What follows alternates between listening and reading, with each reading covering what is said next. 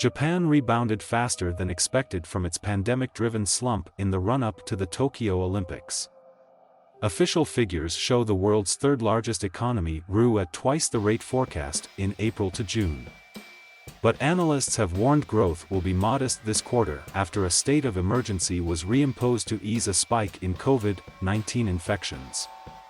Meanwhile, new data also shows that the economic recovery of its larger neighbor, China, is losing steam. Preliminary data show Japan's gross domestic product grew by an annualized 1.3% in the second quarter of the year. That came after a 3.7% slump in the previous 3 months. The latest figures were far better than the expected gain of 0.7% and came as spending by individuals and businesses bounced back from the initial impact of the coronavirus. However, Japan's recovery remains much slower than has been seen in other advanced economies like the US, which recorded a 6.5% jump in GDP for the second quarter of the year.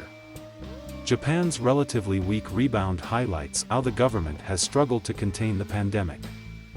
I have very mixed feelings about this GDP result, Economy Minister Yasutoshi Nishimura said after the data was released.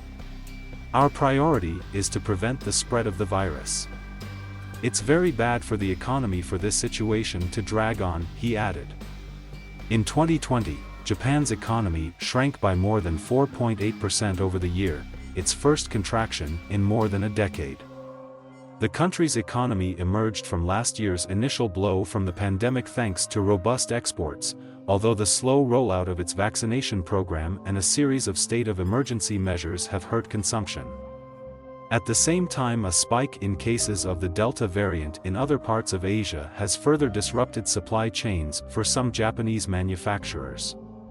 This could hurt factory output and threaten the already fragile recovery.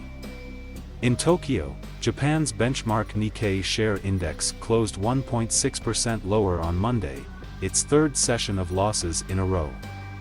Meanwhile, in China, factory output and retail sales both rose more slowly than expected last month, compared to a year ago. It is the latest sign that the recovery of the world's second-largest economy is losing steam as export growth cools and new COVID-19 outbreaks disrupt business.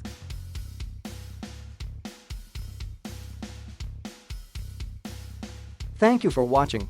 Please subscribe